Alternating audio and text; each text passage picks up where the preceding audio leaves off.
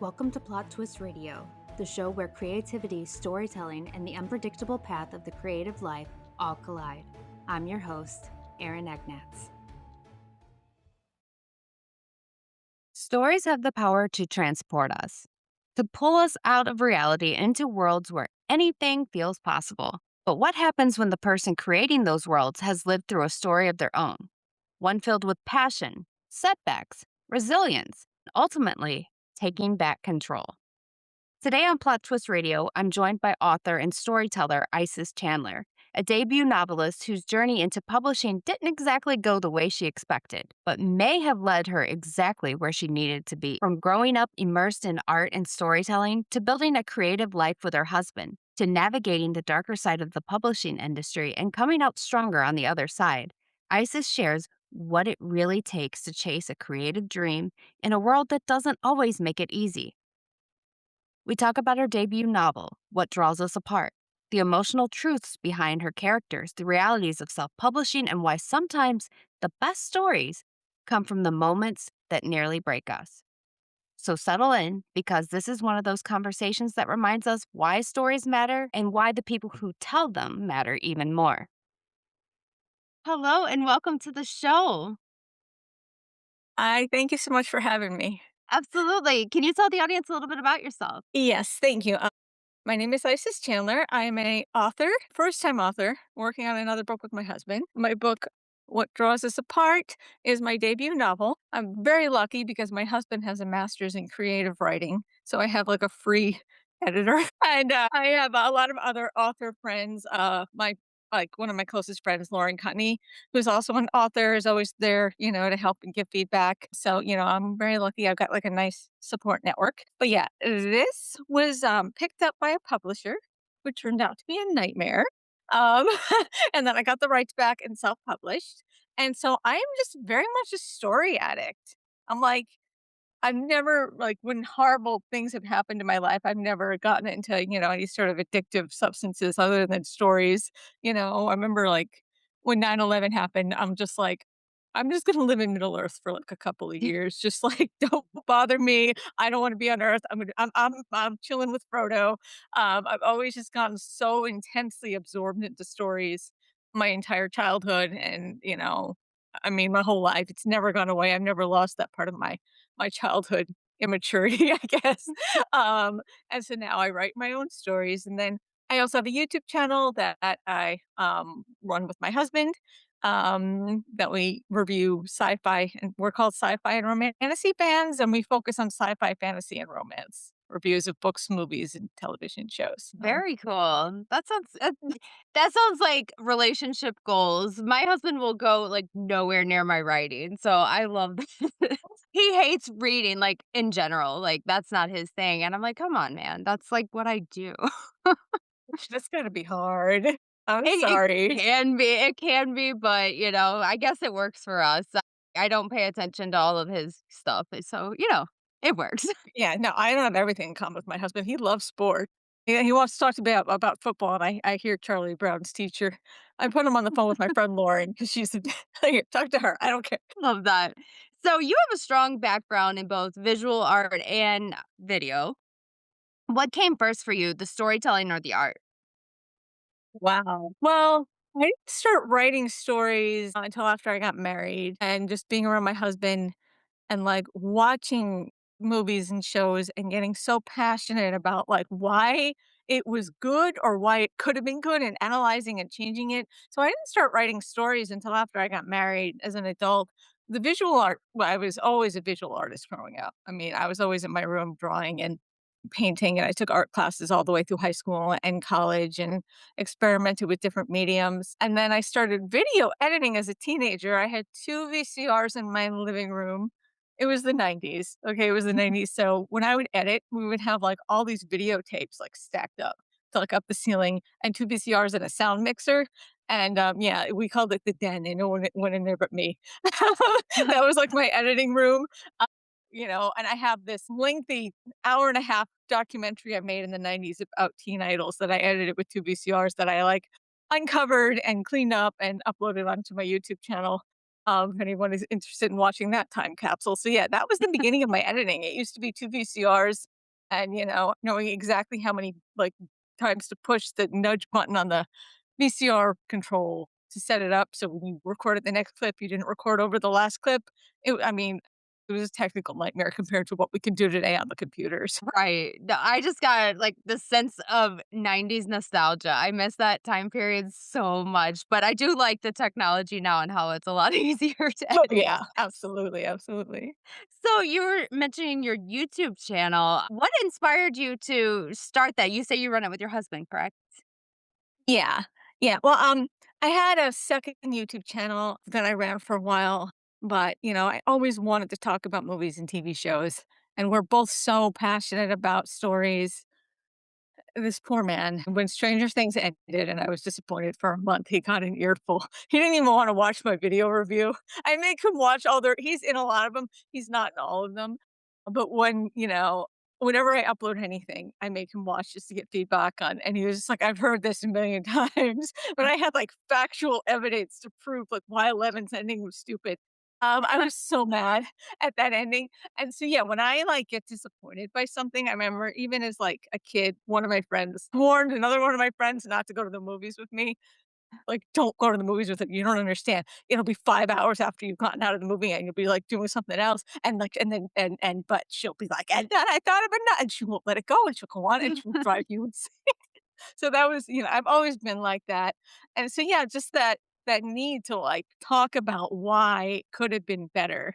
I don't know. It's always been a little bit obsessive for me. So I guess it was just a natural thing to transition that to a film review and, you know, story review channel. Absolutely, yes. My daughter is obsessed with Stranger Things. She has me watching through it now. We're on the 4th season. I do know what happens just because of Facebook, because Facebook, they had I to know. I accidentally clicked on a reel. I was like, "No, no, no, no." But, Yeah. yeah, I'm not a fan of that ending either. I'm not gonna lie.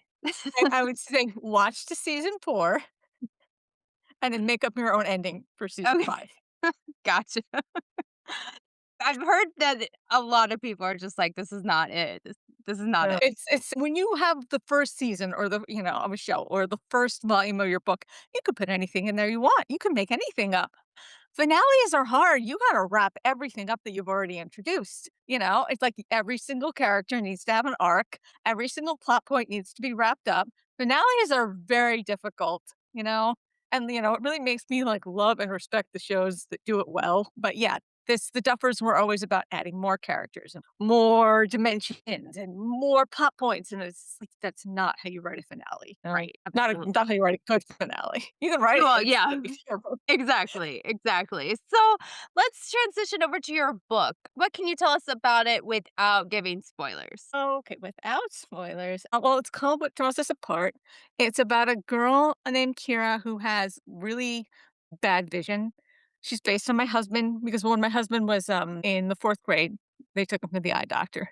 The eye doctor said, "Read the first letter on the top of the chart." And my husband went, "Where's the chart?" Like, Oh. couldn't even see it, and they're like, that's how bad his vision was. To this day, he's warned me in an emergency, like, if we get out of the house in a fire, you have to drive because I won't be able to see, you know? So he's struggled with that. And so she's also an artist. So she's like a hybrid between me and my husband.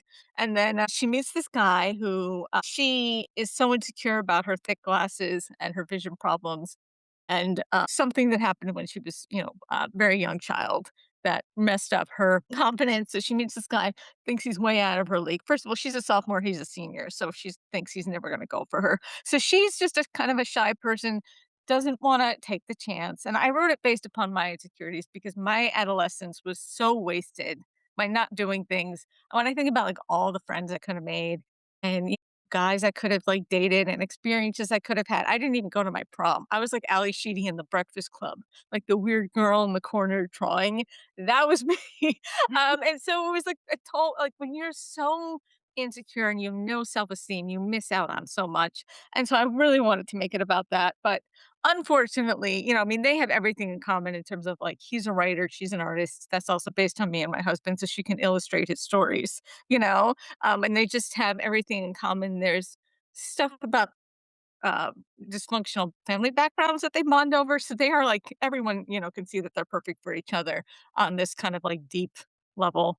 But her beautiful, popular older sister has no problem going after what she wants. And so sister kind of takes advantage of the older sister takes advantage of the younger sister's insecurities. And then that's when the love triangle ensues. So it's gotten rave reviews from people who have read it.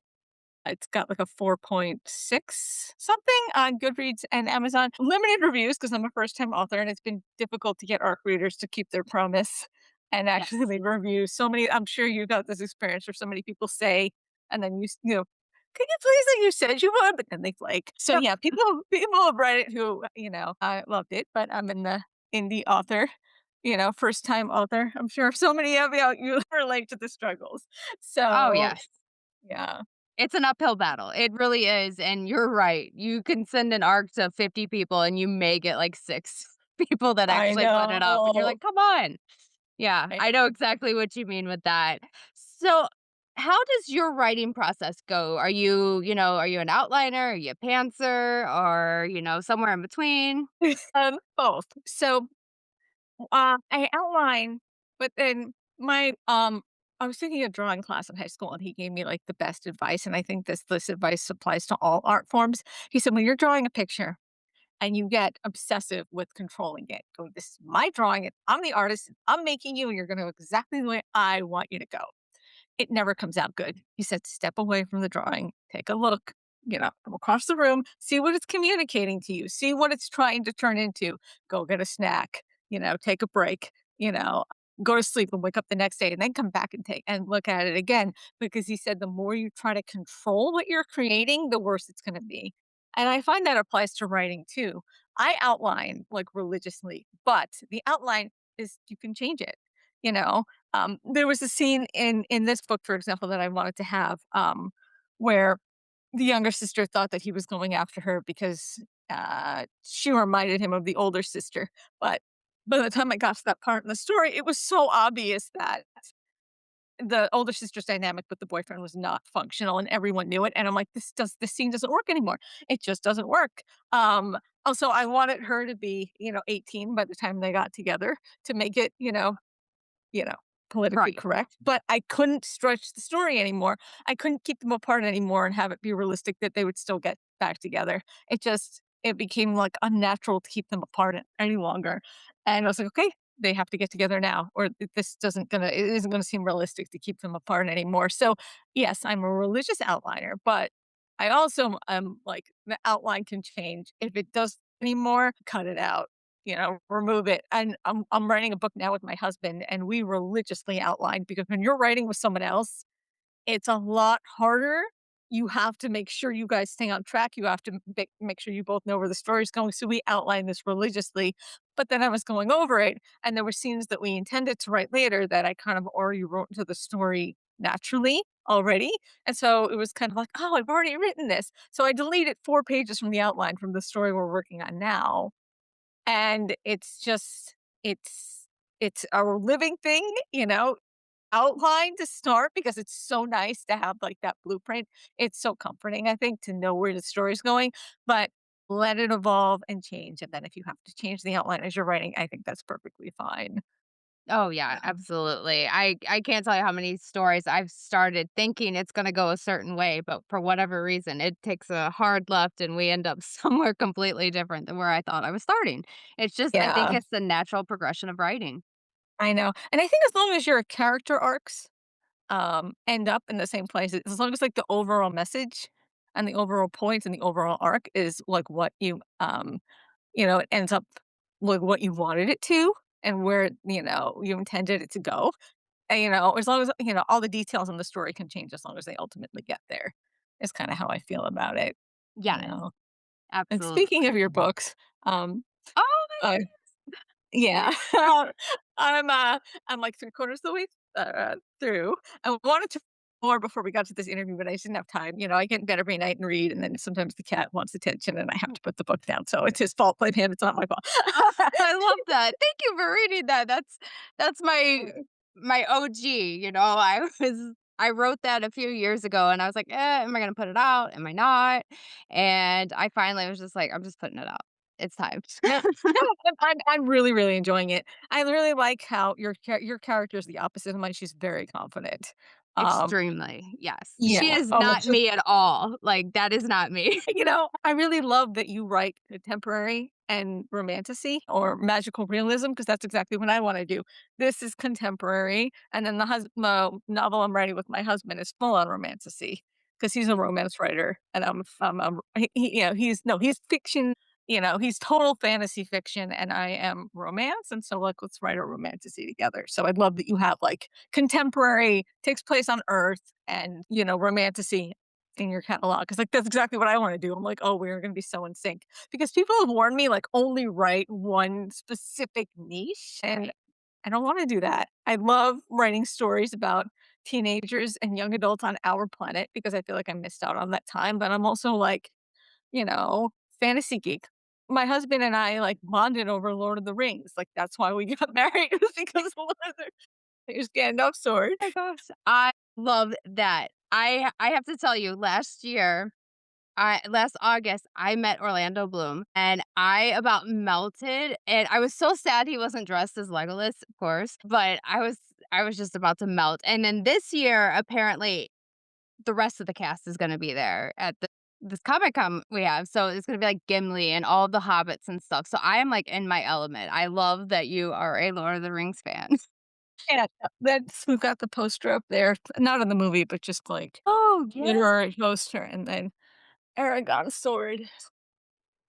Ah, you got Aragon's sword right here. So, this is mounted on the wall, and we need to mount Gandalf's sword to go with it because my husband has a lot of, like, Gandalf, he's got a lot of Aragon. He's also got, very much my Sam, he's like my rock that's always there. So, yeah, I see him in a lot of characters. That's I hit the ja fantastic. I hit the jackpot, I'll You admit. sound like you did. That is awesome. So, I where were we? I don't even know. We talked about Lord of the Rings and then I'm gone, I tell ya. Fantasy, we're talking about, like, Fantasy, why we yes. love fantasy and contemporary, why we write both. Yes, I for me, it's I want to think that there's a world with all of that stuff in it, you know what I mean? Maybe not the demons that I write about, but, all the magic and everything. I know. That's why I envision it like that. I envision New York City is one of my favorite cities, so I put that in there, but I live in the Chicago area, so there's a lot of that there. But yeah, I try and tie it together. So I love romantasy. I think it's one of the best out there. Yeah, no, people say that, like, after you're married for a couple of years, you start to get that itch where, like, you want the hunt back. You want that thrill of, like, finding someone new to get a crush on, and I remember when, like, I was getting married to my husband, and we were watching that Matthew Perry, Zac Efron movie, I think 17 again, when he goes back in Mhm. time, and I watched it with him, and I started freaking out. I'm like, "I'm never gonna have a first kiss." Like, the hunt is over. We were engaged. I'm like, "I'm getting married. That's it. There will never be another moment where you have, like, that first time kiss with someone." And I was like, that freaked the hell out of me, I was like, "Oh my god." But, like, being a writer and, like, writing about characters that age and getting to, like, experience the first time romance on the page, it's Yeah. I think everyone should do it. I think that would save a lot of marriages. And then it would. You live vicariously and then you get For rid your of them when you're character. done. Yeah, so you can have that, like, first time butterflies in the stomach all over again without having to have them IRL. There you go. Everyone take notice. This is the new thing.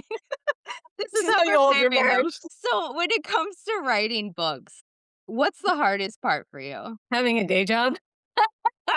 I agree. I so resent the fact that, like, I can't just write and do YouTube full time, you know what I mean? That I have to, like, still have a day job. That's my main goal is to do it full time. I mean, I have a really my husband is really good at, like, "Okay, I'm gonna write for 30 minutes and then I'm gonna go to work."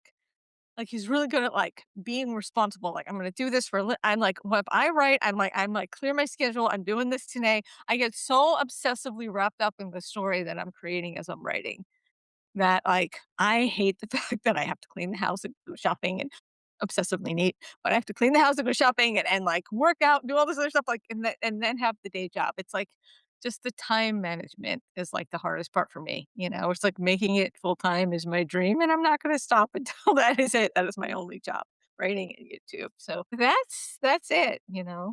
Yeah, So that's I agree, it is hard, because yeah, you get very obsessed with it, and I will not come up for air, it seems like, for hours, and then I you're like, "Oh know. my god, I have a life, and I have to actually do things. I have kids I have to feed, come on." I know, right?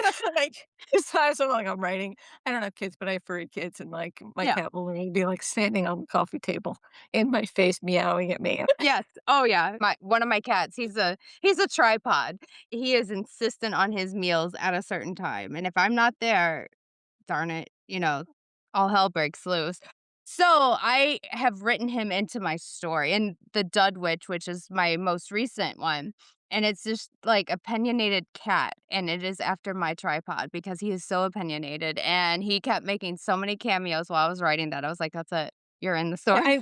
I loved the scene in this when she's talking to her cat, and she knows what he's saying by his mannerisms and his meows and his gestures, and she's having a whole conversation. That was, like, one of my favorite scenes in your Oh, book so far. The part at the beginning where she's communicating with the cat and I making love books that. float, yeah, like, oh my god, yeah. It's just like, I know what they're saying. You know what I Yes. mean? It's like I feel like I have these conversations with them, and, like, anybody who was looking in the window would be like, "Okay, this woman needs to go to the loony bin." But, Yes, I was hoping other cat owners would get that because, we just yes, know what they're absolutely. saying. Exactly, exactly.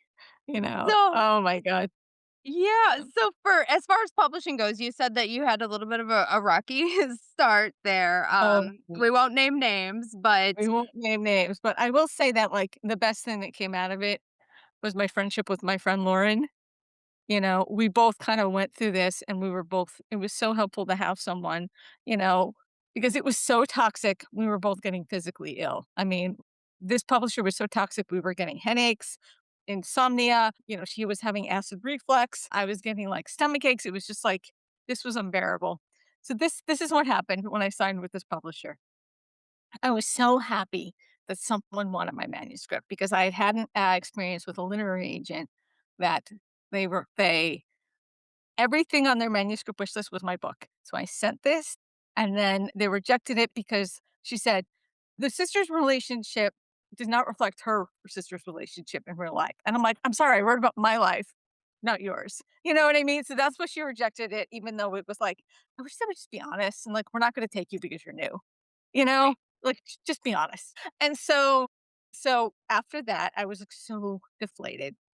And then so I started submitting to small independent publishers that took unagented manuscripts, submissions, and I got one, and I was on cloud 9, and I was so happy, and I was so excited, and I felt like this was my big break, and I was shooting YouTube videos about, like, how I was getting published, and this was gonna be amazing.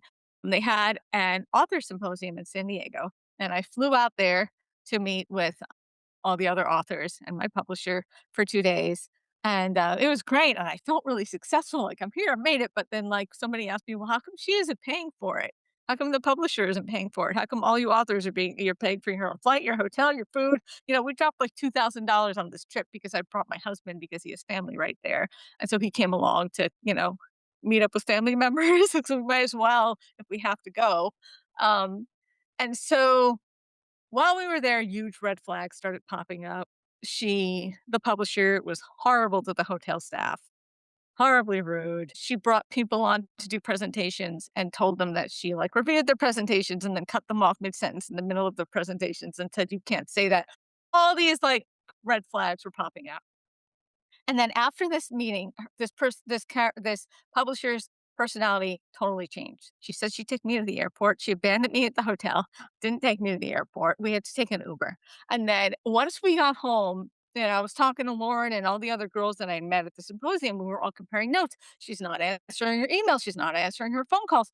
For months, we didn't know what our publishing date was going to be. And she was expecting us to publish these books with just the word coming soon. She would not give us a release date. She would not give us the date that it would go for pre-order or release. So we couldn't do book trailers. We couldn't do like cover reveals. We couldn't do ARC readers. We couldn't do like any of the standard practices.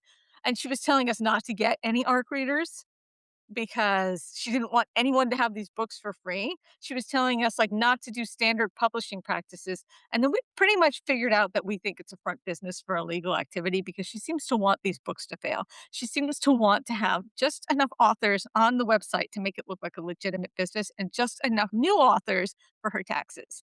But then she actively makes sure these books cannot succeed because she doesn't want as much, like, attention drawn to the front business. So, yeah, we can't prove this, but this is what, this is what we believe.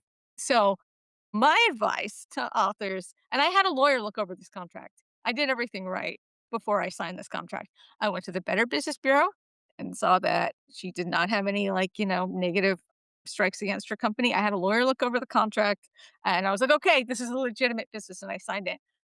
If you get a publishing contract deal, absolutely do what I did, but that's not enough. Okay. Go to the Better Business Bureau. Step one. Okay. If it looks good, good. Move on to step two. You must have a lawyer who specializes in publishing contract law look at it. Um, and I now do because I found a lawyer afterwards to try to get out of this. And he looked at this and he looked at the contract that I signed and Lauren signed. And he said, oh my God, I would never encourage a writer to sign this ever.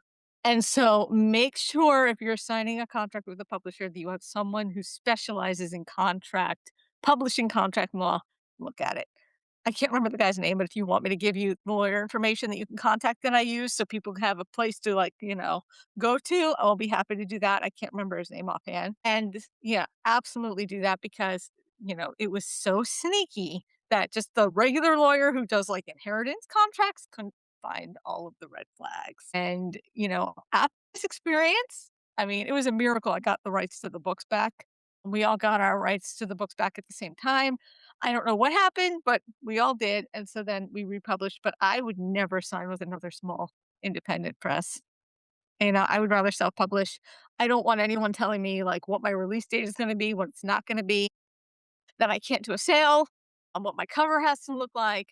Some publishers will go, "You have to wait a year to publish your book because we have another book that's similar that we've already signed," and there's so much red tape to get through when you're with a publisher. I'm like, and then I thought, God, I'm someone who's like wanted to be self employed my whole life. I have done things my whole life to not work for like a corporation. You know, I like tutored kids. I've done like Uber deliveries. And I was an independent online teacher and tutor for years, right? It was just me and the child in the classroom or me and the child, at school, working independently, not having a boss breathing down my neck. I'm like, I wanted to be self employed my whole life. So why am I doing this to myself? I'm just Yep. going to self publish. So that is my advice. It's like, if you can get an agent, wonderful. If you can get traditionally published by a legitimate publishing company, wonderful. But do not sign anything until you have a lawyer that specializes in publishing contracts go over it because it was a nightmare. I Yeah, mean, it is. Yeah, w- it well, is. There's a lot of scams out there as far as publishing goes, and I actually got so frustrated, I created my own publishing company. That's what I did. I That's saw. yeah, and the only other author I have is my friend because I'm like, "You know what? Yep. We'll go into it together," but I don't I have some queries, just in case, but I don't take other people because I'm not going to do that. I'm just not doing all of that. It's just too much. I want people to either self-publish or, like you said, wait for the big ones, but the big ones are hard to get. So, you No. gotta be I know. so, so careful. You do. There's so many and never pay for anything. Ever I pay. know. Including a hotel room and a flight. And Right? Yeah. I think, they're having an event, they need to pay for it. I think she needed to prove that it was a legitimate business for tax purposes, which is why she was, like, pressuring all of us to come to this meeting in San Diego, Yeah. so she could take pictures and prove, "Oh, look, I have a legitimate business with real authors." Um, absolute nightmare, but, I mean, Lauren and I became really close because we feel like Legolas and Gimli or Legolas and Aragorn, like, we fought a war together, and now we're bonded permanently. Yes, it sounds like you did. It really does. It Yeah, absolutely does. It's such a scary process. So I'm glad that you came out on the other side of it and you have the rights to your book because that's the most I important thing do. out of all this. Yeah, S- I do, and not only that, you're gonna love this. She went through my book, and, I went through with, an editor, and I agreed to the changes, and then she took the book and added other changes that I didn't approve and then published it without I had to read my own book to see all the changes. She added 70s slang Oh to, my like, god. the teenagers today were speaking 70s slang, and I was like, "Oh my god." I had artist palette spelled correctly, and she changed it to palette spelled like the flat, Oh, blank used for construction. I was like, "Oh my god, this woman is so stupid," you know? wow. So, yeah, just all these unauthorized changes, she wouldn't tell authors, she would just change it. One girl's, she changed her dedications. Like, I dedicate this book to this person, and she actually went in and changed the writer's dedications and edited it all out and then published it. It was just Oh my yeah, god. definition Wow. of toxic narcissist, yeah. Yeah, that sounds something else. It doesn't sound like publishing. Nothing that I mean, it's a crazy industry, but it's not that crazy. I know. But yeah, so where can the audience find you? Well, Isis Chandler is my name. If you Google that, it'll take you right to my website.